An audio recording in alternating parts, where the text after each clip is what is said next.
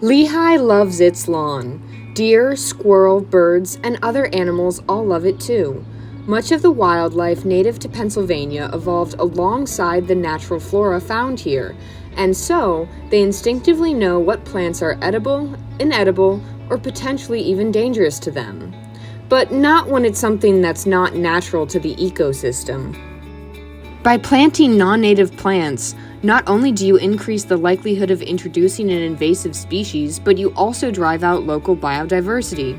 Here, we see a nook of Japanese flowering crabapples in a less populated area of campus.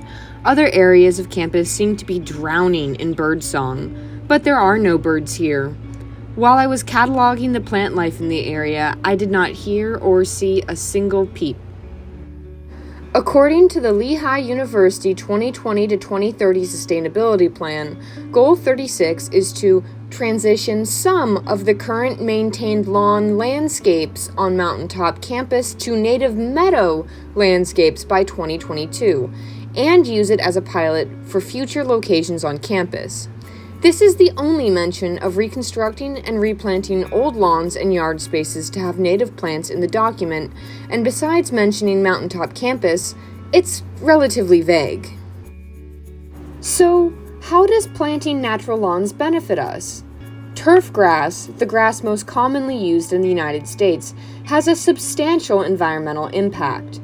On average, 3 trillion gallons of water, 200 million gallons of gas for mowing, and 70 million pounds of pesticides are used for lawn maintenance every year.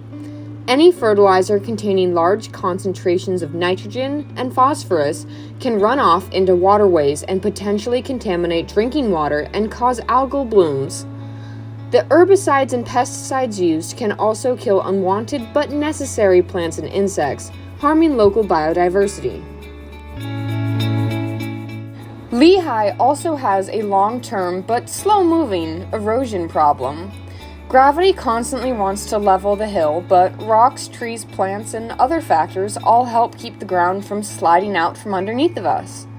The best way to maintain the hill is to allow native plants to thrive and to keep the ecosystem the same as it is. Changing the lawns on Mountaintop to meadows is alright since it's on top of the mountain, but to help erosion, Lehigh should encourage the use of woodland plants to match the surrounding ecosystem. This can help prevent future costs repairing buildings and land maintenance.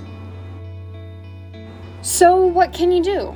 Well, first and foremost, you can always hold Lehigh accountable and contact an administrative office.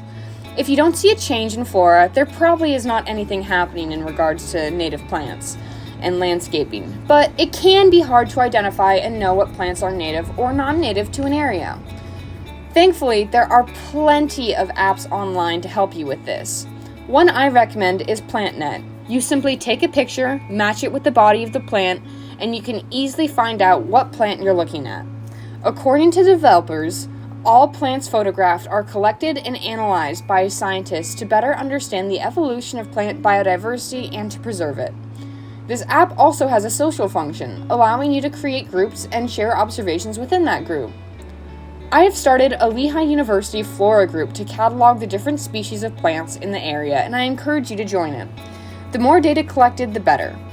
You can also join local native lawn groups, there are plenty online, and plant more native plants in spaces you can. Tell others about it too. Our changing environment can be scary. Help protect and preserve our lands for the future generations to come by planting and advocating for native lawns. Thank you.